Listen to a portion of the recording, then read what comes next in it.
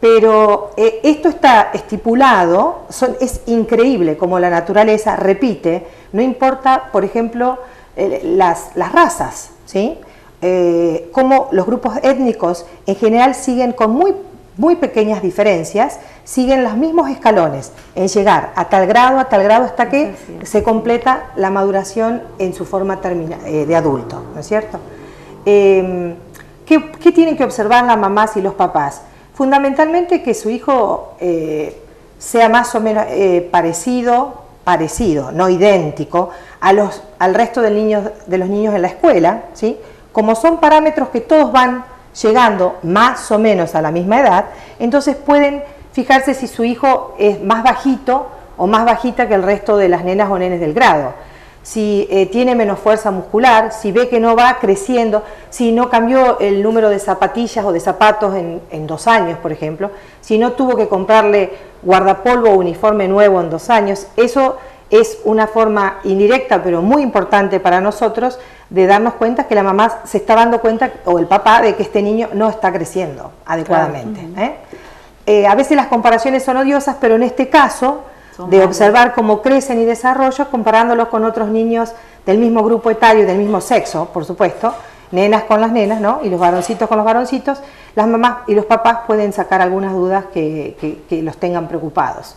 Y si no, con los hijos mayores, con los primos, es muy difícil establecer en forma general cuáles son las pautas que cada niño y cada niña tiene que seguir y llegar, decir, bueno, a esta edad tiene que tener tal cosa, a esta edad tiene que tener tal cosa. Nosotros tenemos... No es tan estructurado, digamos. Estamos estructurados, pero en un rango.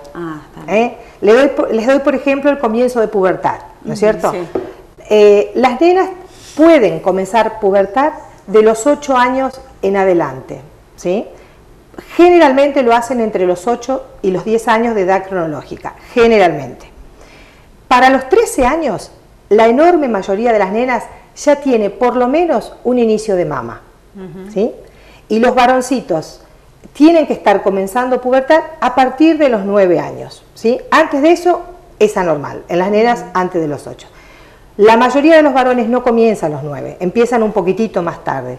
Pero para los 15 años de los varones ya tenemos que ver algún cambio en el tamaño de los testículos, ¿sí? Claro. Si para los 15 años no hubo ningún tipo de desarrollo puberal, que generalmente se da cuenta el pediatra más que la mamá, porque ya es un chico grande, o las nenas no tienen ningún tipo de desarrollo mamario, entonces eso es para consultar. Igualmente ahora la menstruación viene cada vez más pronto, ¿no? Bueno, esa es una apreciación interesante, porque lamentablemente todavía no tenemos ningún estudio estadístico científico amplio que así lo defina. Lo que algunos países sí tienen, en algunos grupos étnicos, a pesar de que todo sigue bastante correlacionado, hay algunas pequeñas diferencias de un año más, un año medio. En la Argentina, en la población nuestra, que mezcla muchas razas juntas, la edad media de menarca todavía son los 12 años, 12 años, sí. En 12 años y medio. Sí. Lo que ven los endocrinólogos infantiles que hacen los estudios es que se está adelantando. Todavía no tenemos un estudio grande me refiero al número suficiente, ¿Y esto con pero qué tiene que ver? es una observación válida porque lo observamos todos. ¿Con la alimentación? Factores ambientales. ¿Con qué tiene Las que dos ver? cosas, factores ambientales incluyendo la alimentación. Bueno. A pesar de todo, la humanidad fue mejorando, y a pesar de todo, y las nenas, las mujeres, todos los individuos comen más proteínas que en la antigüedad, y entonces esto ha hecho que empiece el desarrollo un poco más temprano. Bueno, vamos a ir un corte y nosotros seguimos hablando de estos temas que son interesantísimos con la doctora Marín. Ya volvemos. ¿Dónde voy? ¿Dónde estoy? ¿Quién soy yo? ¿Qué hora es? ¿Dónde estaré?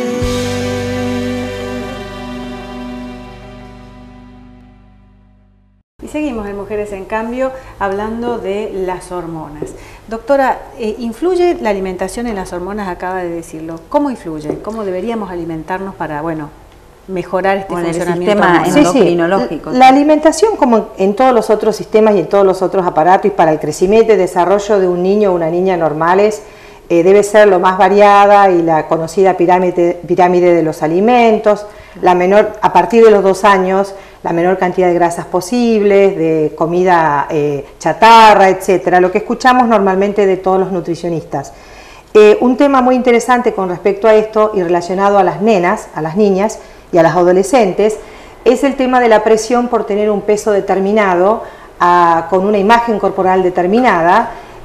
No puedo decir desde las marcas comerciales de la ropa, porque no son las únicas, ¿no? También existe la presión de sus pares, también de la familia. Sí, hay una influencia social muy grande para tener un determinado peso y una determinada imagen corporal. Sí. Esto lleva, además de los famosos trastornos de la conducta alimentaria, de los cuales la anorexia nervosa y la bulimia no son la mayoría, ¿sí? Sino que la mayoría de nuestras niñas, por suerte, tienen algún tipo intermedio o leve, se dan cuenta enseguida o lo hacen porque se acerca la graduación o el cumpleaños de 15 o la fiesta de tal cosa.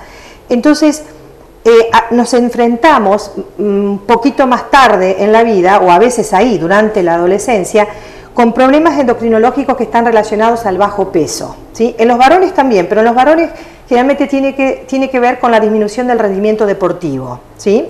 Ahora que están más interesados, ustedes habrán visto en su aspecto personal también, sí, ellos. Totalmente. Claro, entonces, por ahí, eso es un poco lo que más vemos, que es la disminución del rendimiento escolar y deportivo, ¿no? Y les preocupa muchísimo. Claro, pero las chicas, nuestras adolescentes, como consecuencia del bajo peso, que se establece de acuerdo al peso y la talla, no hay uno que yo pueda decir en cámara para la audiencia, sino que hay que establecerlo para cada persona.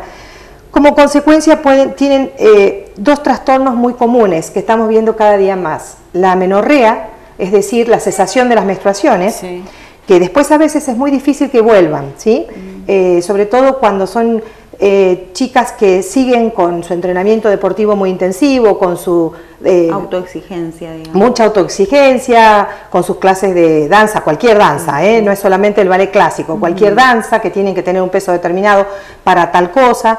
Bueno, entonces cuando por esa cuestión terminan en un bajo peso en forma prolongada, ya lo digo, en forma que las mamás no se alarmen, que no es porque la nena hizo dieta 3 meses, le va a pasar una cosa así, no, esto es en forma prolongada. Entonces vemos la cesación de las menstruaciones. Esto es reversible, ¿sí? Generalmente llegamos a tiempo porque la mamá está muy asustada, o la tía, o la abuela, o el papá, y nos trae la niña. Y el otro tema que empezamos a ver ahora, que no teníamos hasta hace un tiempo, es la osteoporosis temprana, la desnutrición de los huesos, ¿sí? Claro. En ahora, señoritas muy delgadas. Un poco, en el tema de la falta de menstruación, sí, tiene que ver después cuando retoman, sí, y quedan embarazadas, ¿les puede influir en el embarazo y sí, después vuelven más a tener un ciclo normal, digamos? No, puede llegar a revertir. Sí, es totalmente reversible si logran el peso adecuado, ¿sí? Si logran un peso normal, si no, es reversible. Y lo que pasa es que si no menstruan, amenorrea significa ausencia de las menstruaciones por más de 3 meses, ¿sí? Si no menstruan, ese es un signo de que no han ovulado tampoco. Entonces, difícilmente una señorita que está buscando un bebé con bajo peso y no tiene menstruaciones va a poder quedar embarazada. Pero es una situación reversible en tanto y en cuanto la paciente o la persona logre el peso adecuado, ¿sí? Claro. Esto lo ven más los ginecólogos que nosotros, pero a veces los casos difíciles de bajo peso con trastornos endocrinológicos asociados que vienen después, como los trastornos de la tiroides, que también son transitorios, los vemos nosotros, ¿no? En los casos más prolongados. Claro, porque hoy decías que los sistemas nervioso, endocrinológico, inmunológico, que trabajan en forma interrelacionada uno con otro, y una alteración de ese tipo es como que desequilibra todo el resto, ¿no es cierto, Gabriela? Claro. A lo mejor no tenía un problema de tiroides, pero el bajo peso que generó todo un problema endocrinológico leve termina llevando a otras situaciones. Por supuesto. Todo lo que se refiere a la esfera, por supuesto, todo lo que se refiera a la esfera ginecológica, especialmente en un adolescente, es de trascendental importancia para su desarrollo emocional, psicoemocional. Un adolescente con bajo peso, con amenorreas, está en un estrés biológico y psicológico.